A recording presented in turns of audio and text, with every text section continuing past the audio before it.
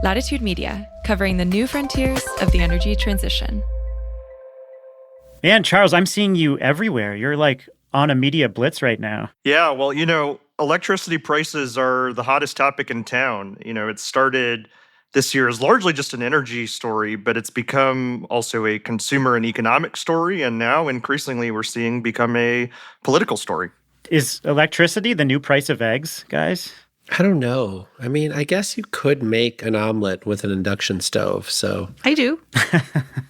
I mean, look, when they bring the electricity regulation nerds out on TV on the morning shows, you know something is breaking through, right? They let anybody on these days. From Latitude Media, this is Open Circuit. This week, the price of eggs played a big role in America's last election. Could the price of electricity determine the next? Utility bills are rising fast, they're outpacing inflation, creating an affordability crisis, and they're souring consumer sentiment. Everyone's looking for someone to blame right now. Renewables, data centers, climate disasters, Trump policies. But what is actually driving prices higher? Then governors are desperate to land new data centers and factories, but voters are furious about skyrocketing bills. How will affordability shape American politics? And finally, if we wanted to cut bills by, say, 20% by the end of the decade, what would it actually take? A conversation with Charles Hua of PowerLines is coming right up.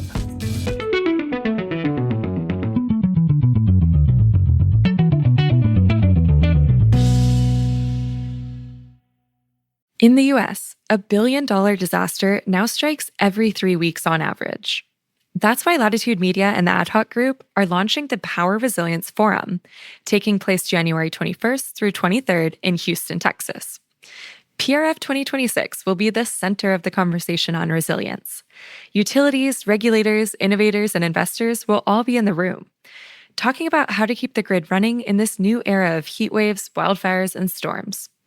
Expect conversations on everything from AI-driven solutions to new financing models that can actually get projects built.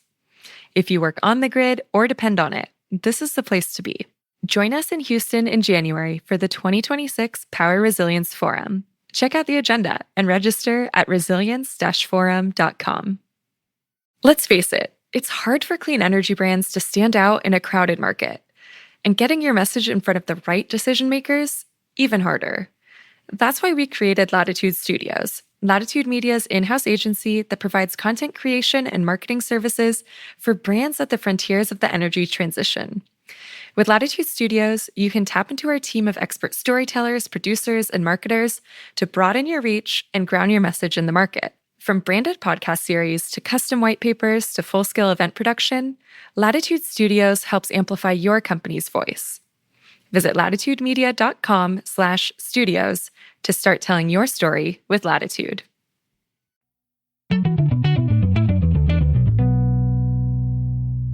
Hey everybody, welcome. I'm Stephen Lacey. I'm the executive editor of Latitude Media. As always, I'm joined by Katherine Hamilton and Jigar Shah. Katherine is the chair of 38 North Solutions.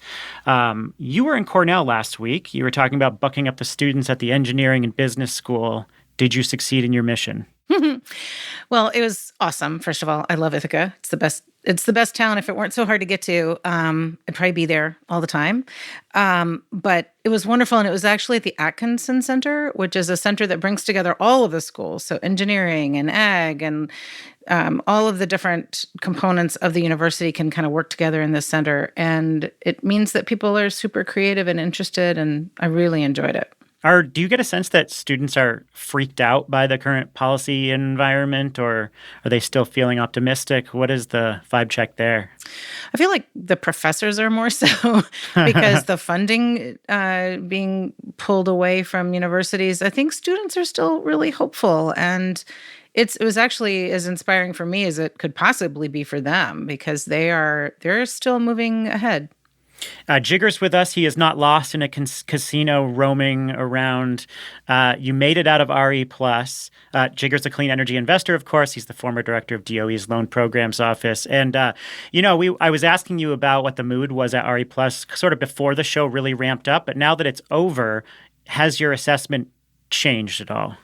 No, I mean, I think people came out of RE Plus with a real fighting spirit. I mean, I think they recognize that the industry is being targeted unfairly, of course, and but they also recognize that, as we're going to discuss with Charles, that rates have gone way up, and so their stuff is more cost effective than ever because their price to compare has gone up, right? And so they're giving consumers hope and solutions, right? And so I think there were 5,000 more people at this year's RE Plus than last year's, and so I think that bodes well, I think, for the industry.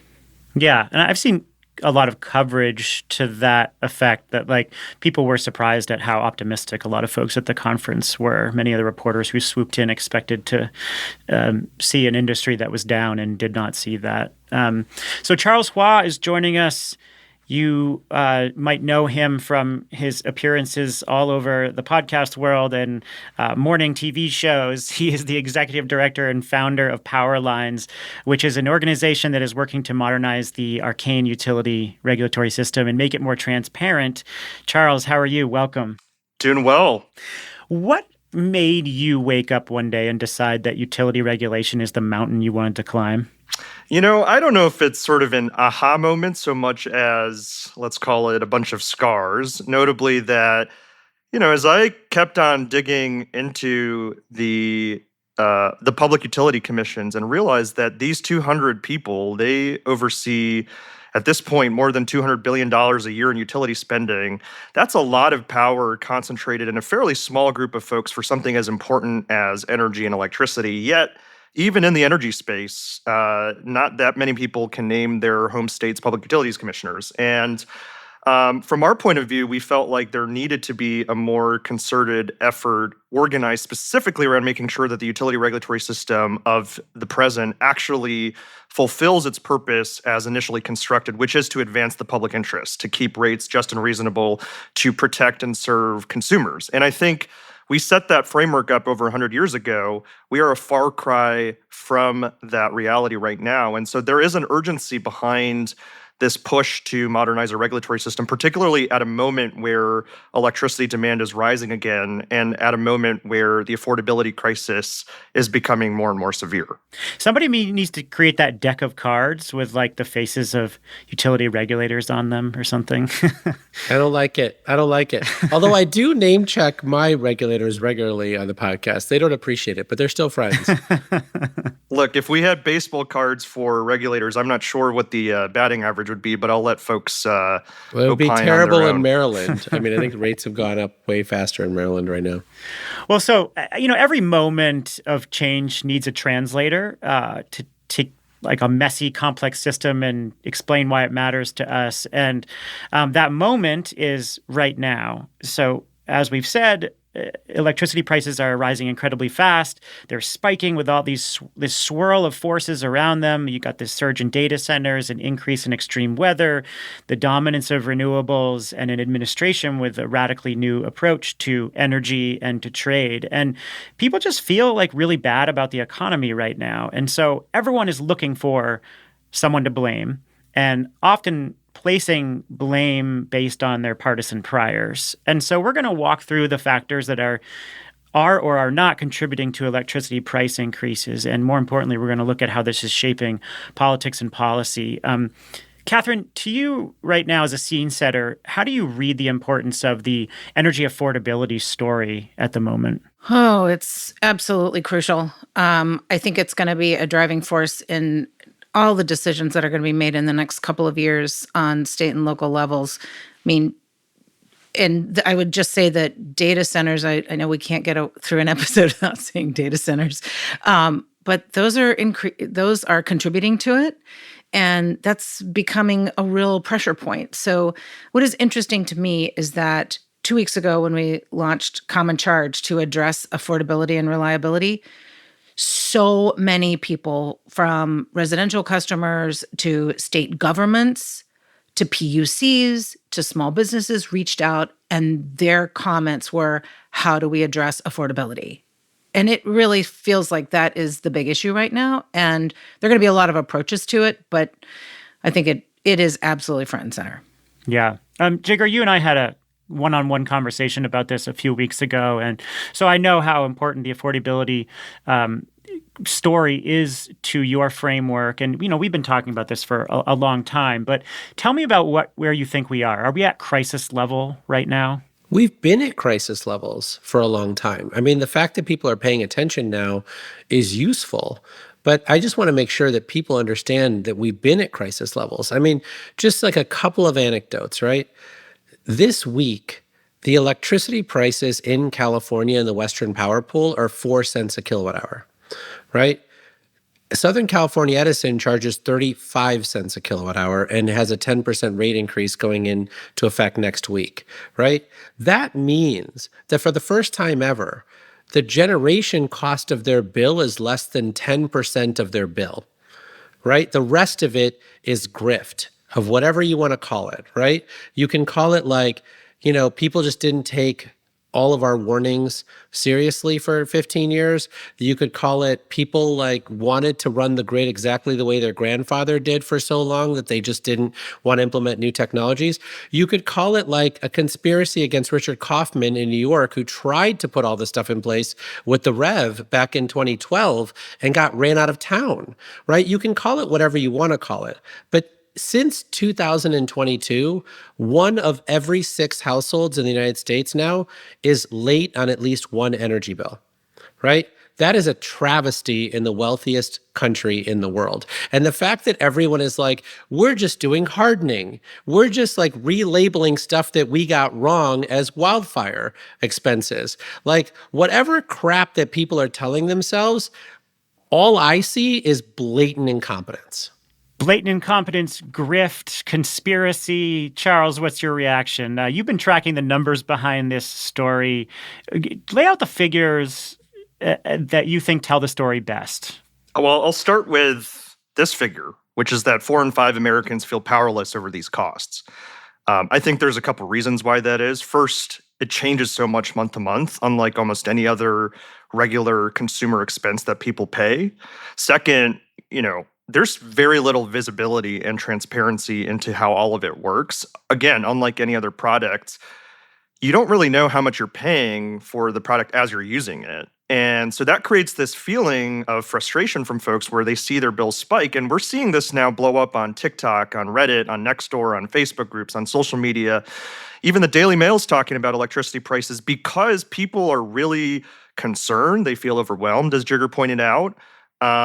Depending on how you define it, we define it as 80 million Americans that are struggling to pay their utility bills. That means that they're trading off critical expenses like food, education, healthcare, childcare, just to keep their lights on. Because obviously, if you don't pay your utility bills, you'll get shut off from the system. And so for a lot of folks that are struggling to make ends meet, which is the reality right now, they can't shoulder an additional set of rate increases. But that's exactly what's happening right now. So the other staggering statistic is that in the first half of 2025, we found that utility rate increase requests totaled $29 billion, which set a record for any year. And that's just the first half of 25. It was almost 2.5 times the figure during the same 2 quarters of 2024. And so if there's no end in sight to this issue of rising utility bills, then we really need to ask ourselves whether the current utility regulatory system as presently constructed will be viable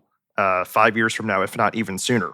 And it feels like, Charles, that a lot of the answers to this that are being proposed are really addressing absolutely the wrong problems and won't get us the results we need. Do you have some examples, Katherine, of where you think that the answers are misplaced? For example, some of the demand side programs that are being pulled back in California because of budget reasons, that's not going to help. Some of the even federal programs that have been cut that are causing massive job losses in the same states that are increasing their rates, all of that is just going to continue to put upward pressure on prices. So we're going to talk about solutions. I think we're going to devote a significant part of this conversation to talk about what are the right solutions right now. But first, I want to go to the blame game. So If you go over to Blue Sky, you might see liberals attacking big tech companies for their AI data centers, or President Trump's attacks on renewables. If you go over to Truth Social, you'll see Trump attacking the Green New Scam.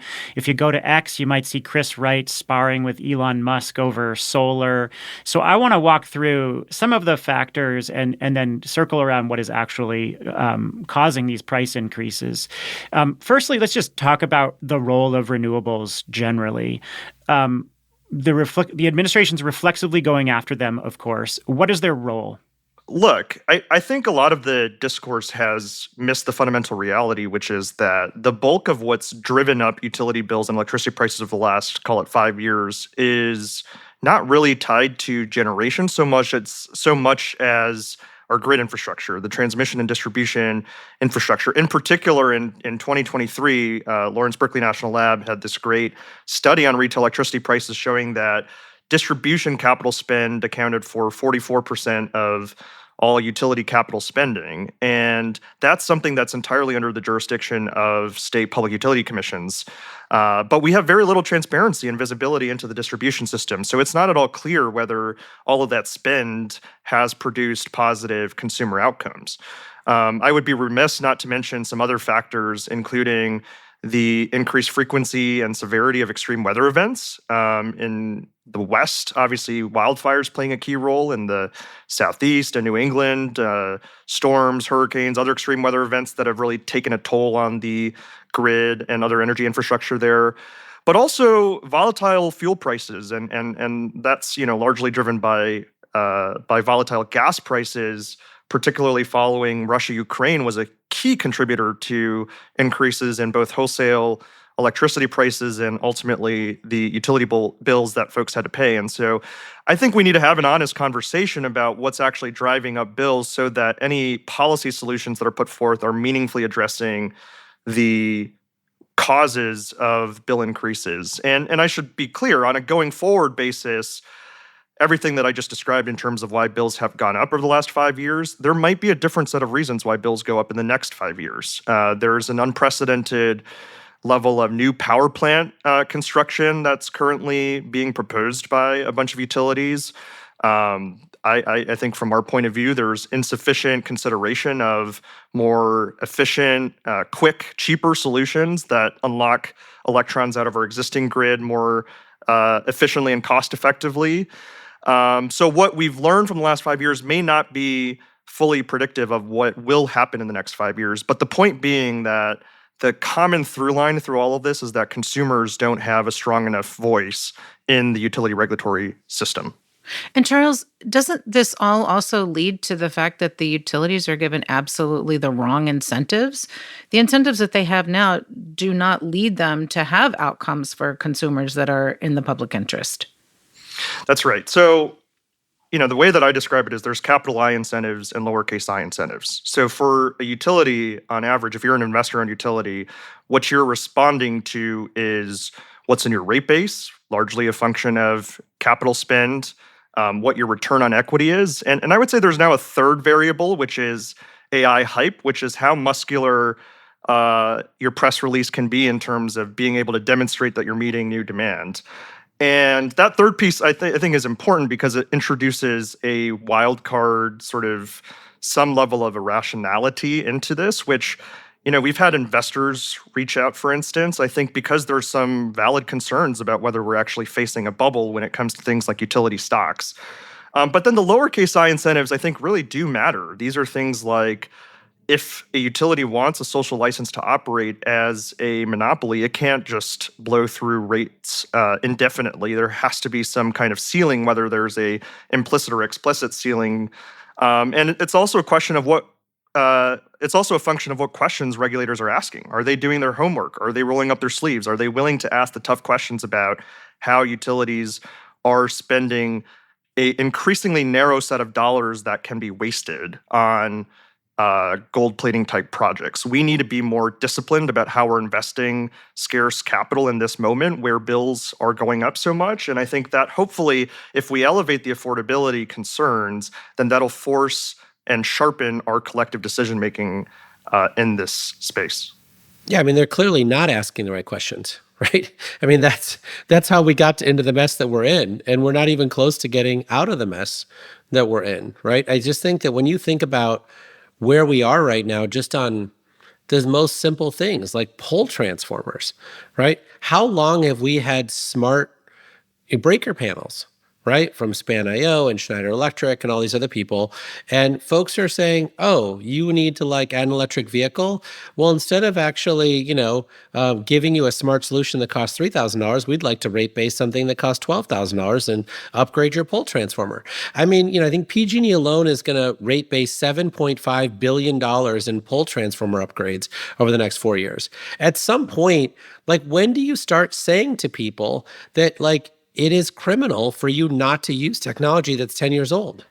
So we have long talked about the misaligned incentives, and utilities, again, earn a rate of return based on how much infrastructure they build, and then that is what they're pushed toward. They want to build more stuff.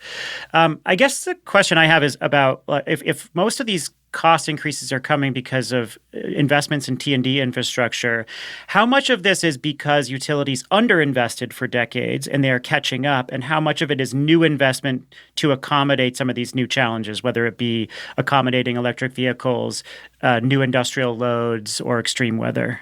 How do we separate those two things? Look, I think some of this we don't actually know for precise certainty exactly that quantitative breakdown, because there's just not enough data transparency into the distribution system and how exactly we have spent all that capital in terms of what's a grid modernization project versus what's a quote unquote gold plating project. What I do think is important to call out here is that when it comes to things like grid planning, we do a terrible job across the bulk power system and the distribution system as it relates to our grid infrastructure. So, whether it's in integrated resource plans, we don't sufficiently consider distributed energy resources or demand side solutions in IRPs, or whether it's the fact that the majority of states don't have any kind of distribution system planning process in place. Not to mention, obviously, with transmission planning, we are way behind where we need to be in terms of interregional transmission planning, let alone even just implementing FERC Order 1920 well with regional transmission planning. So across the board, just from a planning standpoint, that's creating a lot of challenges. And the planning piece is really important because take something like a IRP, an integrated resource plan, some of the key inputs that flow into, call it the end metric of cents per kilowatt hour in terms of residential consumer impacts, are things like load forecasts, things like cost assumptions, and even just whether there's probabilistic considerations at play. So, I think there's real questions around whether load forecasts are significantly inflated. And if a PUC doesn't properly scrutinize that, as we're seeing in PJM, when the utility load forecasts are just stacked on top of each other, that creates some fairly staggering statistics that don't necessarily pass the sniff test. So in PJM, folks are saying that 30 out of 32 gigawatts, roughly 94% of new load by the end of the decade is only data centers. I think that's potentially highly suspect. And a lot of that is flows from what PUCs across that network are or aren't doing around scrutinizing utility IRP load forecasts. And on the cost assumptions piece, one thing that's important to note here is that we are in a highly volatile set of market conditions here where the utilities cost assumptions for, say, a new combined cycle gas turbine at the start of the IRP process may be significantly different from at the end of the IRP process.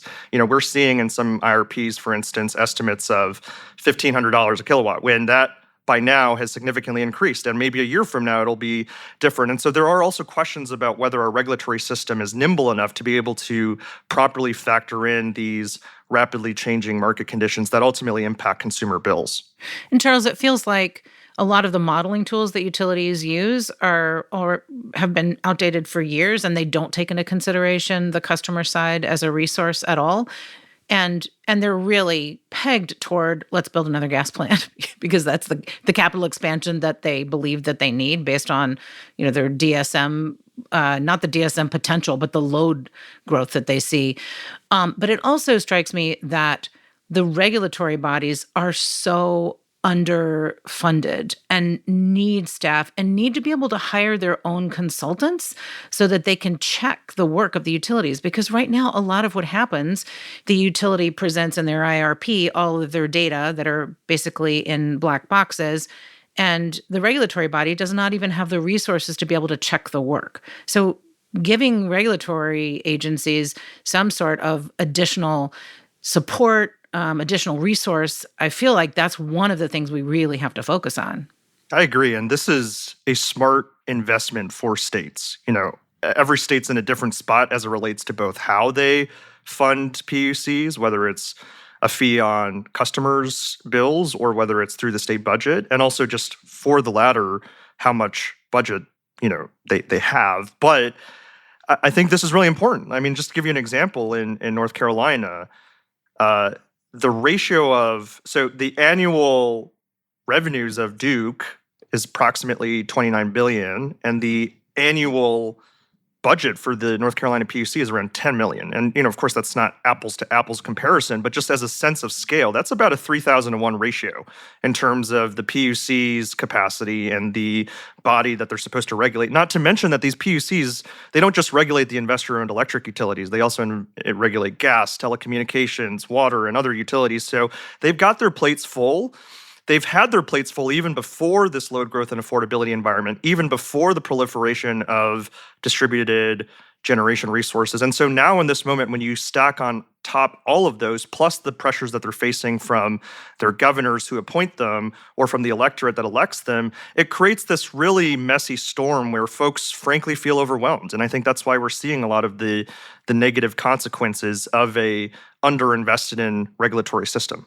My sense is the frame is off, though, Charles. Like, I just think that, having spent so much time with all these regulators the last 4 years, like, I don't think we're ever going to educate them into nirvana, right? And so the big challenge that we have is that the solutions to the problems that we're facing right now are not acceptable to all of the parties around the table, right? Like, when you think about building a new natural gas plant, what that means is that you're putting more electrons through the bulk power systems, through transmission lines, into distribution grids to meet peak demand, right? That is what that means. The same thing's true if you build a new nuclear plant or a large geothermal facility, or for that matter, a lot of large wind and solar projects, right, that have to be transported places, right? The entire concept behind the REV, right, was that you look at a distribution circuit and you say, these 50 hours are the problem. How about we shift the load of the 50 hours, right, which is what we did in the BQDM,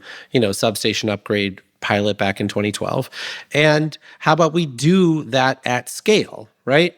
We still are fighting that battle, right? If you talk to people at the local level in Maryland or in California, which has wholesale rejected this concept completely, right?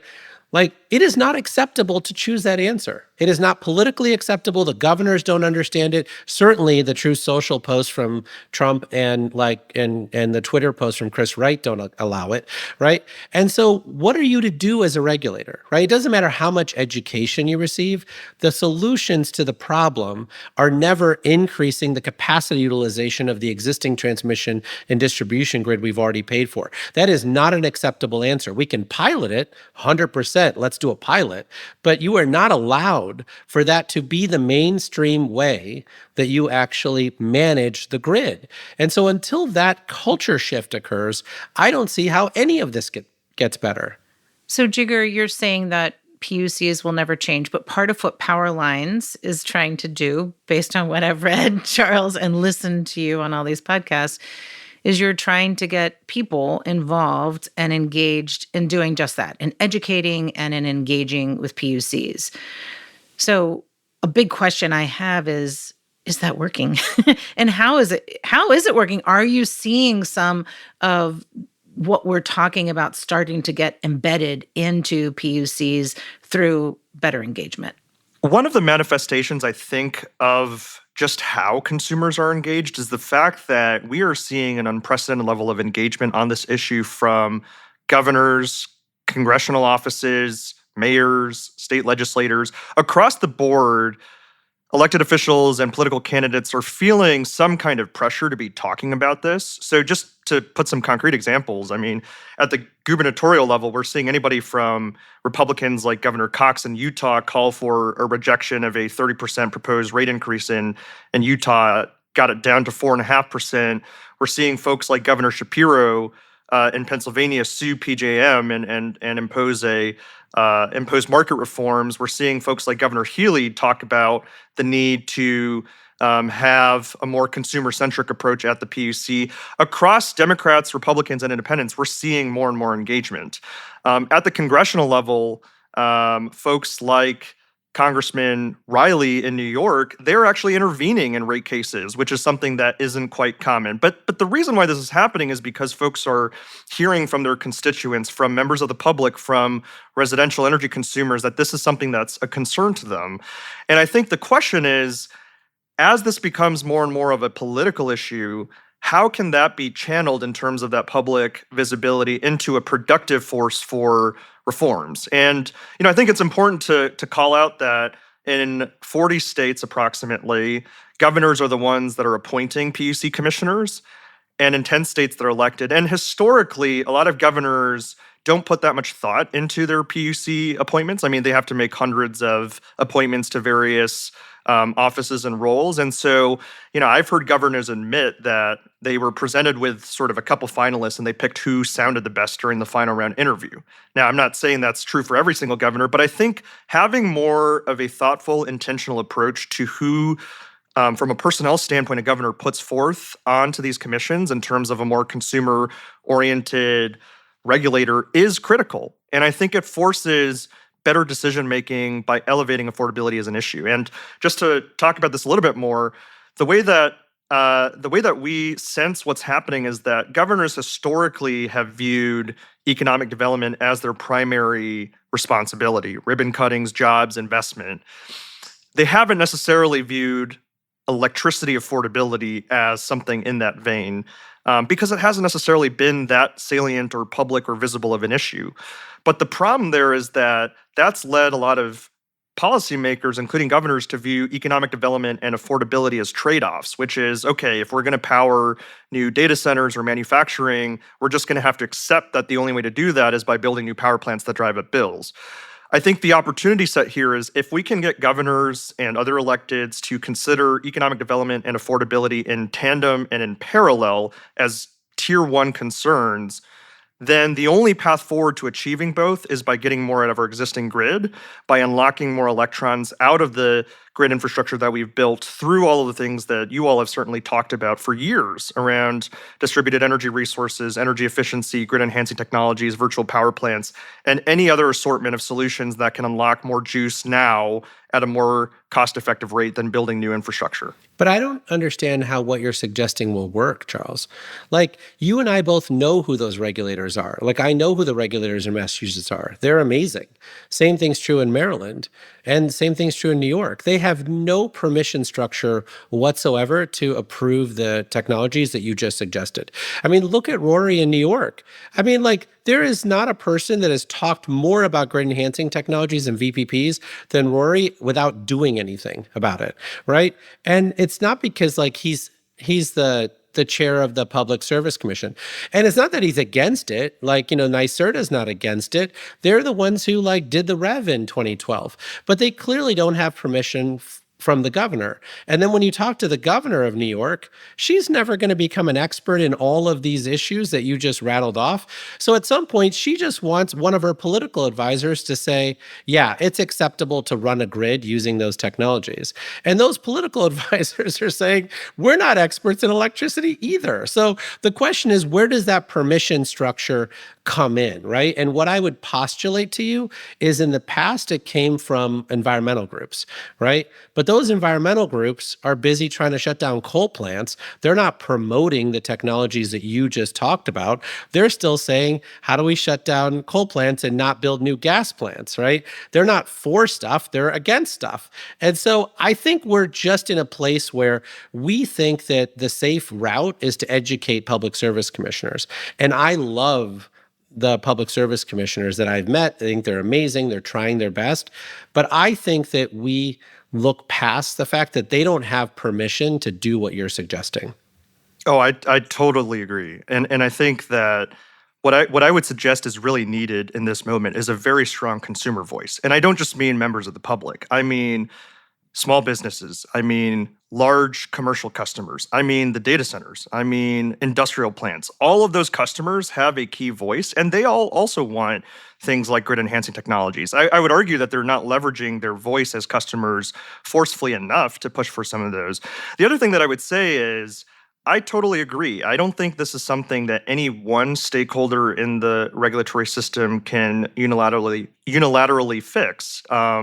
In some instances, we actually may need new legislative action from state legislators, if anything, to create a political permission structure for PUCs to act more boldly. And the challenges there have been that state legislators historically haven't felt particularly incentivized to stick their necks out and introduce and pass meaningful utility regulatory reform legislation.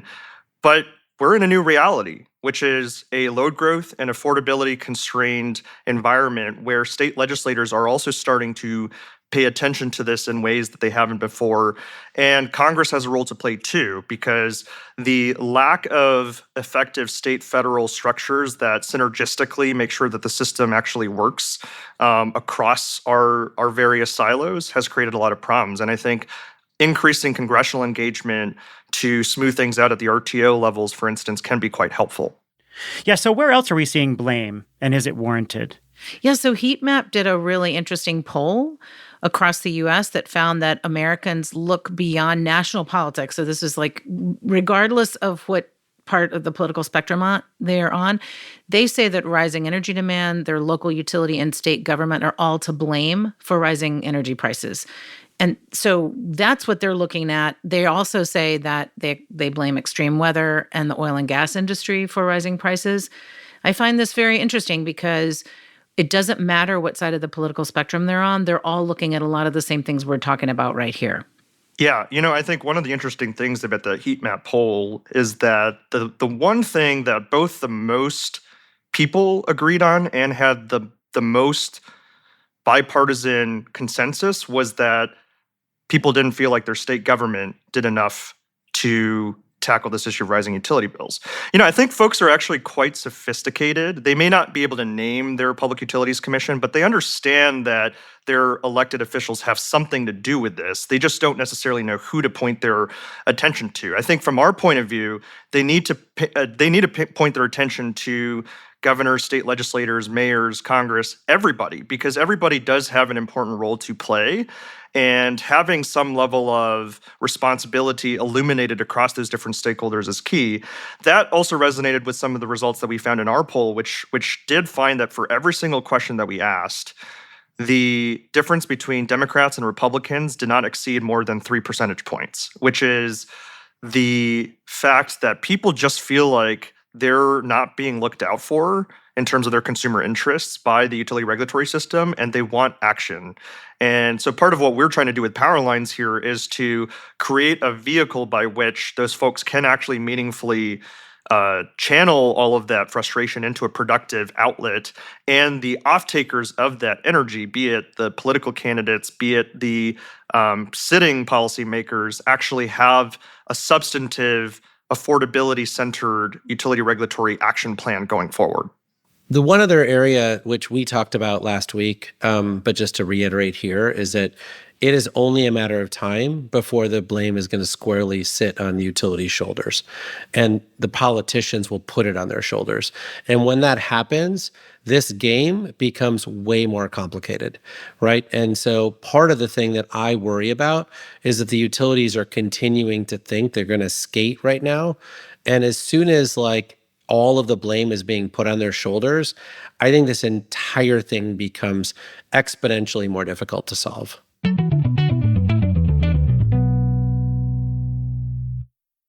Last year alone, the US saw $27 billion disasters. 27. Utilities are under pressure from every direction. Regulators, investors, insurers, and customers to step up and get serious about resilience. It is one of the most important macro trends shaping the grid.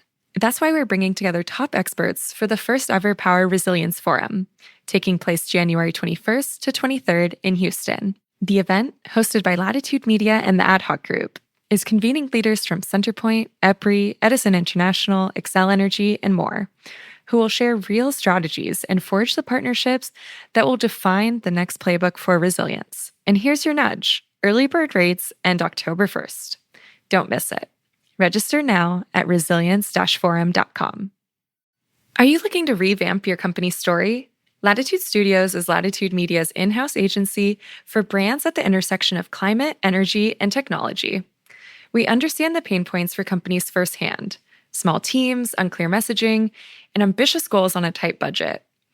We built Latitude Studios to work like an extension of your marketing team, strategizing alongside you to design content and marketing campaigns that truly move the needle. We partner with brands across the clean energy landscape. Think Google, Kraken, Crusoe, JP Morgan, to craft and tell market-driven stories through podcasts, resources, events, and more. Whether you're focused on brand awareness, lead generation, or thought leadership, Latitude Studios can help you strike the right tone and reach your target audience with ease. Go to latitudemedia.com/studios to learn more.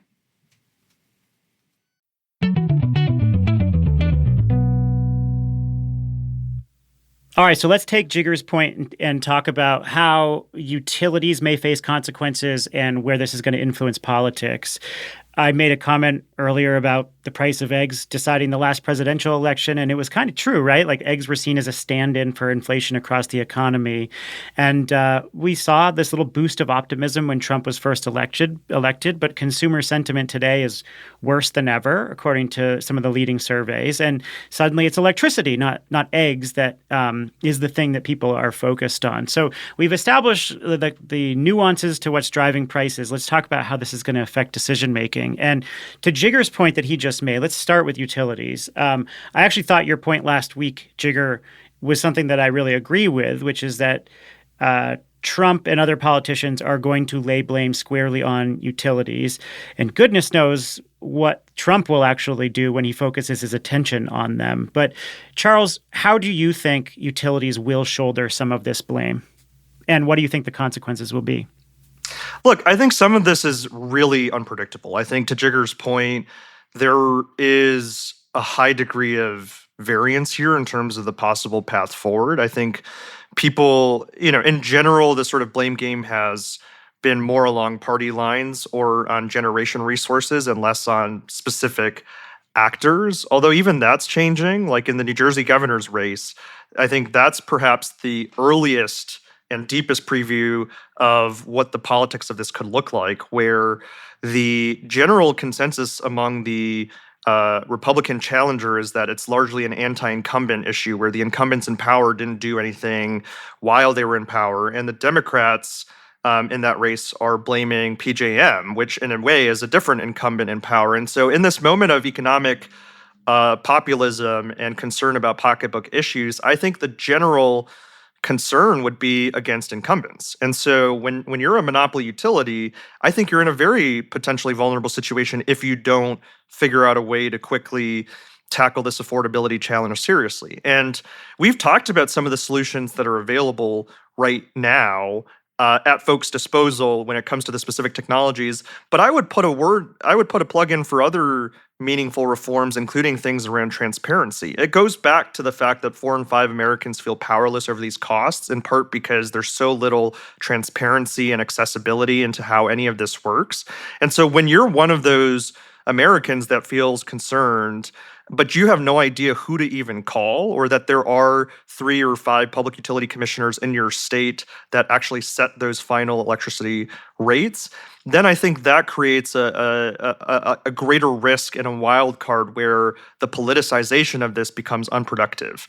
Where we come at this from is that we need more visibility and public engagement and engagement from governors and elected officials so that there's a heightened degree of discipline in all of these decisions going forward. And we're not wasting limited consumer dollars on investments that don't actually benefit the interests of consumers.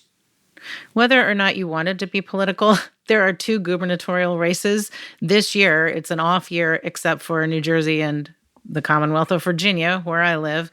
And you mentioned New Jersey, and Mikey Sherrill is running as the Democrat. Jack Ciattarelli is running as the Republican. And what is the utility doing? The utility that just completed a 17% rate hike, PSE&G, is blaming PJM.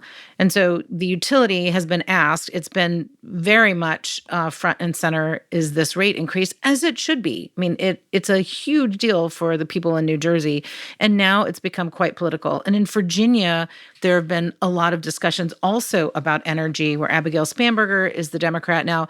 It's a Republican governor now, so maybe, and they're not allowed to run again. And so, the shift is more about an open field for whether it's a Democrat or Republican, and the incumbency would be a Republican. So maybe people are looking at that a little differently. But Axios had a roundtable where they brought people together, and energy costs have become this huge policy issue. Even the Virginia Department of Energy director said he's been involved in 10 election cycles in 15 years. And he said, this is the first time I've seen energy as part of the conversation at all during election season, which is something we've been trying to get people to talk about. And now they're talking about it very negatively. And I know in Culpeper, where I live, all of the signs are anti-data center. And I will tell you, the data center issue is completely linked in everybody's mind to rates going up. And I'd be remiss not to mention that there's a third election this year, the Georgia Public Service Commission election. It's the only statewide election in Georgia where they had a primary and voter turnout was 3%. I mean, people don't know that these public service commissions exist. And that's a state where utility bills have increased 33% of the last 2 years. And so this is a pretty unique moment where in 2025, where the three prominent statewide races, New Jersey, Virginia, Georgia, the top issue is electricity prices. And I think as we're seeing more and more signaling that this will become a top political issue in the 2026 midterm elections, I think folks of all political stripes are going to be paying very close attention to what happens this year to inform how they view the political stakes in 2026 as it relates to this issue of electricity prices. And I think part of why this issue is so salient is that it hasn't been as tapped as a political issue relative to other things like healthcare or student tuition or childcare and things like that. And so I think this makes for a very interesting political storm to come if we don't figure out how to make this system work for consumers. Right. But the way this always works is, I get the transparency argument, but the way this always works is people want a contract for America, right? So they want to know exactly what are the top 5 things that you can do to reduce electricity rates. Right? They don't want to read all the filings themselves and be actually educated on WhatsApp or on, Nextdoor or whatever. They want someone in a position of authority to say, here's my 5-point plan for how I'm going to get rates down. And they want that memorized and they want that repeated every single time that person gets on stage, right? And I think that to me is the part that's missing right now. Yeah. So Charles, who is best equipped to come up with that messaging right now? I mean, certainly GOP members of Congress are very worried that the loss of health care and the tax cuts for the wealthy through the big, beautiful bill are not playing well across the country and will certainly hurt them. They're not doing town halls. They're trying to rebrand the bill. I'm just curious who you think right now is best equipped to put together that clear, cohesive plan, given the politics going into the midterms. Well, to be honest, I don't think anybody actually right now has that plan. And if you look across blue states, red states, purple states, we get asked often, is there a model for a PUC or a state that's doing all of this well? And the answer is no. There is no single state that's doing this well. And I think what that means is that in this moment, first off, we would say that every state needs a utility affordability action plan that's grounded in the policy substance, which we've gotten a little bit into and can certainly dig more into that topic. But on the political side, I think what we would like to see, insofar as to Katherine's point, this is becoming a political issue, whether anybody wants that or not. And we can debate the merits of whether politicizing this issue is a net positive or negative. But the reality is that the voters view this as a truly partisan or bipartisan issue, whatever you want to call it, there is fundamental agreement across all Americans that people don't want higher utility bills. Perhaps that's common sense, but what I think that means is that the opportunity is for Democrats, independents, and Republicans across the board to have more thoughtful approaches on this topic. And there's all this kind of, you can cue up the Spider-Man meme of everybody pointing their fingers at each other and blaming somebody else but themselves.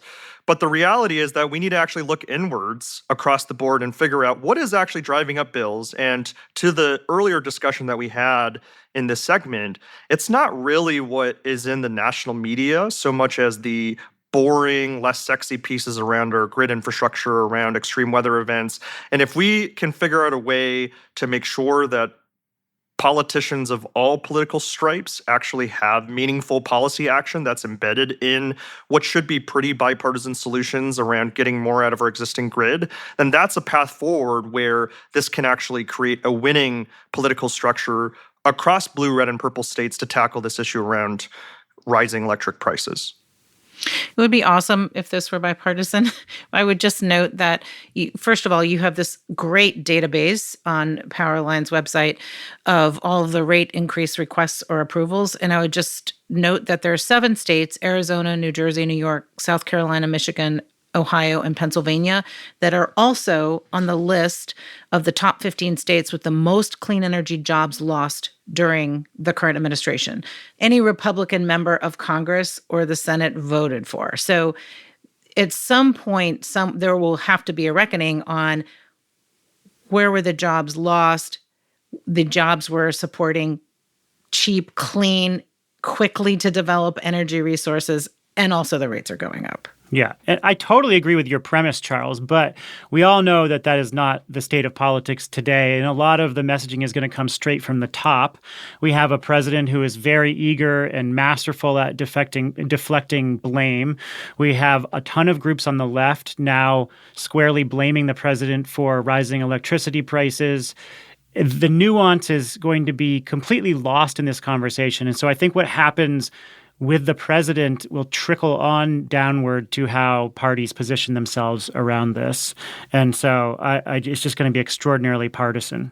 Well, I think just to add on to that, I don't disagree with that, but I do think that the grid piece is fairly bipartisan in general, as it relates to, in particular, say, the distribution system. That's something, perhaps it's bipartisan because nobody's paying attention to it, which I think we need to preserve that sacred sort of space where that doesn't become, from a partisan standpoint, politicized, the distribution grid at least. But that's what I mean is, fair enough, but that's what I mean is that that piece of infrastructure, we do currently have a moment where we can achieve bipartisan consensus on that if we play our cards right. That's how I see it. I don't know that I agree. Like, I think the basic fact pattern around where we are today is not understood by anybody that I talk to. Like, if you think about how much ink is spilled on renewable portfolio standards or solar and wind or natural gas, when none of it matters. Like, the bottom line, all of it is 4 cents a kilowatt hour. All of it. Like, you look at our generation costs, it's the same as it was in 2010. We have had deflationary cost drivers in generation, right? So, like, all of it is not worth talking about. It's all on transmission and distribution. And then when you talk about transmission and distribution and you think about what those solutions look like, it's all permission structures, right? When you think about going to the VPP liftoff report or the grid enhancing technologies liftoff report, or all the things that we wrote down, 75 case studies, all those other things, and you go to any single state in the country, California is at the top of the list. They just eviscerated their budget for the DG, program. And on top of that, it is not possible for behind the meter batteries to get compensated. The CPUC is going to war with people with batteries and saying, we're going to solve it with dynamic pricing, right? who the hell wants dynamic pricing? When you just said that people don't know what they're paying for electricity day to day, now we're going to make it more dynamic. Yeah, that sounds like a great idea, Sherlock, over in California. But then you talk to people in Indiana, right, where they have almost every single county is like banning solar and wind. They're trying to build a huge natural gas facility, and all of their rate increases are coming from distribution and transmission, and not a single person in Indiana is actually even talking about it, right? And so, like, what I worry about right now is that the culture wars are going to focus only on natural gas versus renewables. And when you say that, like, I hope that distribution systems don't get, partisan, it's most certainly going to get partisan, because the way this is going to go is that people are going to say, do you want the big bag utility that you hate controlling your thermostat? Do you want them controlling your water heater? Like, that's exactly where this is going to go, right? And so, like, that makes the permission structure even worse. As soon as it becomes politicized, I don't see how a public service commission actually deploys those technologies at scale. So we're in this weird spot right now where we all know exactly how to get more out of the transmission and distribution grid we already paid for. It's called batteries and demand flexibility. We have been talking about it for 15 goddamn years. The Energy Gang podcast and now an open circuit. And it's still not clear to me that that is an acceptable answer to all the parties around the table. Well, and I think just to respond to that real quick, the reason why we haven't done any of the things that we've been talking about for decades is because our incentive structure and our regulatory system hasn't created the incentives for that. And I think in order for us to have a significant 180 from that reality, we do need people to take a step back, take stock of the regulatory system, figure out what's working about it, what's not working, and figure out what needs to be reformed. And I do think that the affordability conditions that we're in create the political permission structure for some of those reforms in the absence of utilities in the current regulatory system feeling like they have the capital I incentives to adopt grid enhancing technologies and other solutions that we've talked about. Well, that brings us nicely into the last part of the conversation, which is what's in our plans here. So we've touched on a few of the solutions around regulatory reform, but Jigar, you posed a question to us when we were sort of talking about the format for this show, and you said, let's imagine you're a governor and you promise to voters, I'm going to cut your bill by 20% by 2030. What should be in our plan? Maybe since you posed that question, Jigar, you can start. What's in your plan? So, I mean, I think that it all comes down to minimizing the investment of physical upgrades to transmission and distribution. Like, some of it has to be done because it's just maintenance CapEx, right? Some stuff is just old and it has to be replaced. Got it. But we have so many studies that show that we can absorb 3.5% load growth every single year for a long time without upgrading significantly our transmission and distribution. But the only way that that works is you have to upgrade the service level agreement between the utilities and the customer. So you say to the data center, you want to connect? Great. But that means you have to be flexible for 150 hours a year. And whether you make that flexibility because you add batteries to your site or you just agree not to run for 150 hours a year, that's on you. The same thing's true with people who put in electric vehicles, right? You want to put an electric vehicle in? Great. We actually are going to give you a much cheaper rate, or we're going to basically only let you charge for these 20 hours a day. And these other 4 hours, we get to curtail you, right? And, I just think that we're in this moment right now where you have unprecedented load growth. So for the first time in a long time, the denominator of the number of kilowatt hours that we're selling is going up, which is what we've been praying for 20 years, right? And now, as the cost structure becomes normalized because we start deploying all these technologies that, God forbid, we've been working on for 20 years, right? Then we actually have the ability to get more out of the system that we've already paid for. So that's pole transformers, right? We can't keep upgrading those. We got to use, flexibility at the subpanel, right? We got to make sure that all of these connected devices that everyone's buying right now has an ability to be useful in this moment in the system, right? We have to have transparent ways for people who have behind the meter batteries to get paid, right? It's shocking to me that the people at the front of the pack right now are Holy Cross Rural Co-op and Rocky Mountain Power, that no one else seems to have a transparent way. I've had a battery here in Maryland for 8 years. I still can't figure out how to get paid for this battery, like to help Pepco, right? And so when you think about just how far behind we are at just letting people who have already independently decided that battery is their technology of choice for their backup generation to get paid to help their neighbors, that is a confounding conversation across the country, right? It is not transparent at all. And we recently raised over $1 billion in venture capital led by Andreessen Horowitz into our sector, into a new crop of companies who are doing nothing but selling this solution nationwide, right? And they don't have permission in most places to sell their solution, right? Like that to me has to be the center and the locus of our efforts. What's Katherine Hamilton's action plan? Well, Common Charges group that we just launched has sort of 5 core principles that we think get to this affordability, also reliability. Oh, you have like the official list. You've got like a real the official list. Well thought out Number 1, official open list. and fair markets. Everybody participates. Number 2, equitable access, public benefit, and participation. Number 3, proper valuation, compensation, Jigar, and cost transparency.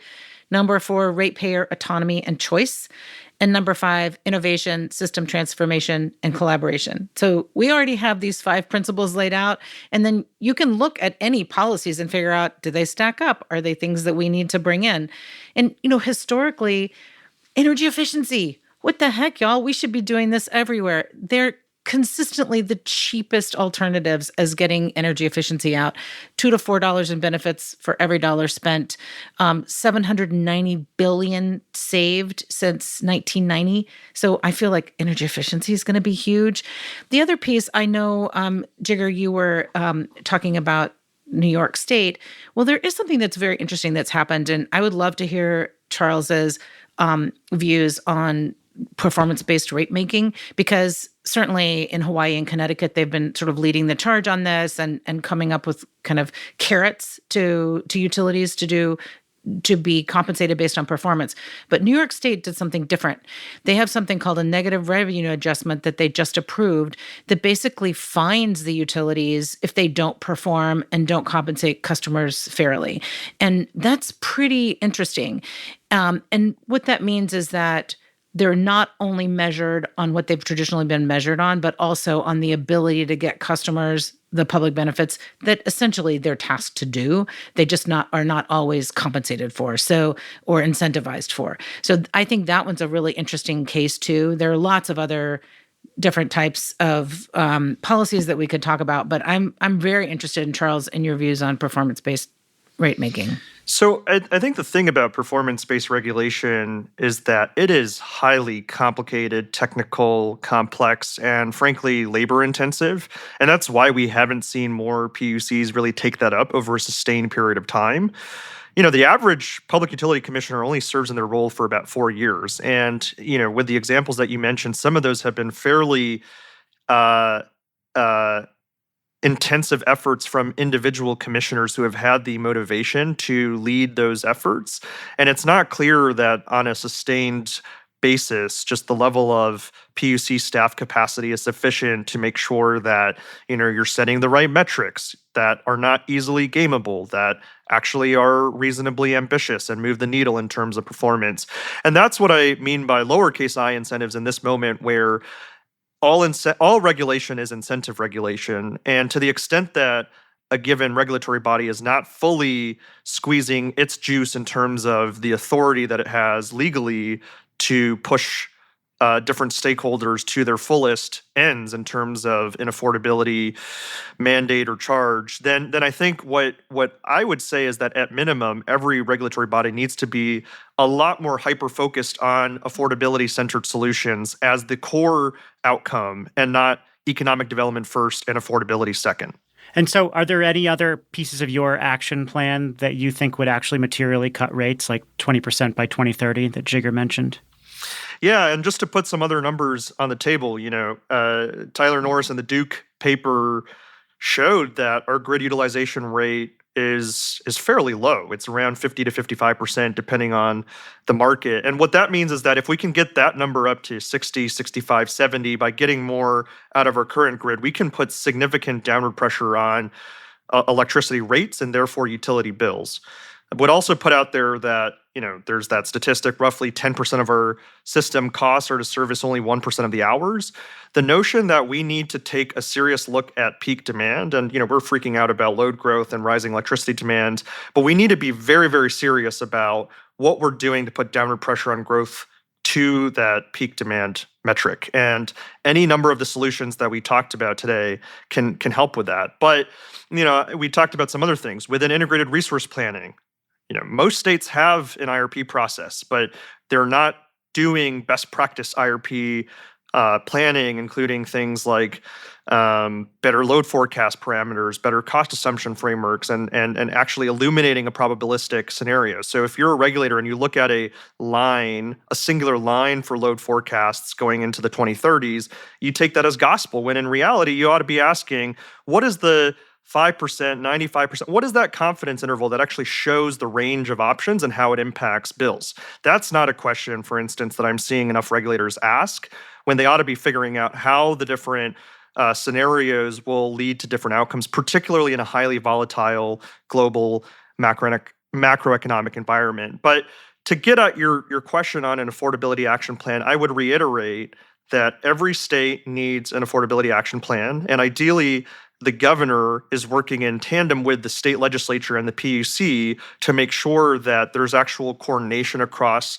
traditionally siloed buckets in terms of who has stakes in the regulatory system. So for some of the incentive restructuring questions that we've been talking about, Katherine and Jigar, that needs to be, in some instances, something that the PUC leads. In other instances, something that the state legislature needs to create a new framework around. But it has to be all coordinated. And we need to make sure that we're also holding the political officials accountable too, because there's maybe two circles, right? A Venn diagram of what's good from a political standpoint and what's good from an actual policy standpoint around tackling this issue. And the intersection is very, very robust. It's all of the things that we talked about. But we are largely seeing things that are more on the Band-Aid side of the equation in terms of what's low-hanging fruit, political brownie points. And we can't, get away with that if we're actually to address this issue in a meaningful way. And so what I think, in order for us to get there, though, I do think that as everyday consumers, people need to make their voices heard to those different stakeholders, in addition to the large commercial and industrial customers and even the data centers, to be able to say, look, as a collective consumer class, we want downward pressure on electricity prices. And rather than spend all this time fighting between customer classes, I think, and we think, that making sure that the size of the overall pie doesn't just balloon beyond reproach is a better use of our collective energy and time than trying to fight, shares within that pie, because the potential risk for massive increases in rates is just so profound in this moment that we can't afford to do anything but work together across these different stakeholders and make sure that the system is working as a whole for consumers of all stripes. Well, it has been incredibly frustrating to see how the regulatory apparatus has been unable to catch up to some of these solutions, but you're doing really amazing work to try to change that, Charles. And I do remain pretty optimistic that this is a crucial moment for making DERs and grid enhancing technologies a real painkiller. Jigar used that phrase, turning them from vitamin pills to painkillers, which is a common phrase in the tech industry. And I definitely agree that as we make that transition, that we are going to see significant change. At least I remain optimistic that will happen. And I know you're really on the front lines working on this stuff, and I really hope it continues to bring impact that we can measure. Well, and I want to close with an anecdote, which is, our team had a retreat in New Orleans, and we had an Uber driver he was a restaurant manager. His wife was a school teacher, and he grew up in New Orleans, and he shared with us that he had to move out of New Orleans. And the number one reason was because of utility bills, because they changed too much month to month and because they were too high, which is a pretty remarkable and damning statement of our current condition. But it's actually, from my point of view, a pretty optimistic story in that he had asked us, can you explain what a fuel adjustment charges. And I think it's actually pretty revealing that right now consumers are very much earnestly trying to figure out what's going on and asking questions and trying to engage. They may not have all the answers. And we had asked them, do you know what the Louisiana Public Service Commission is? And he said no. But with that kind of shining a light on these bodies that have so much influence and power, that's what we need in this moment, is to truly empower the consumer voice so that folks can feel like they are represented in and can influence the outcomes that ultimately impact them as consumers. And so I think we need to take a close look at why we set up the utility regulatory system in the first place, which is to take advantage of this incredible invention and commercialization of electricity as a fundamental good that powers our modern economy and day-to-day lives, and put back in the center of our system the consumers. And I think what gives me hope and optimism in this moment is that there has not been a better time in decades for that consumer voice to shine than in the current moment. We just need to make sure that it results in productive outcomes to put downward pressure on rates and utility bills going forward. And every good story starts with an observation from an Uber driver. Charles Hua is the founder and executive director of PowerLines. Thanks again. Thanks for having me. You can read the Utility Bills Are Rising report from PowerLines. We'll link it in the show notes, and we'll also have some of our other stories at Latitude Media linked there. As always, you can find lots of our coverage related to the conversations here at latitudemedia.com, along with our newsletters. Katherine Hamilton and Jigar Shah are my co-hosts. Katherine, thank you. Thanks. Have a great rest of the week. Jigar, good to see you. Always.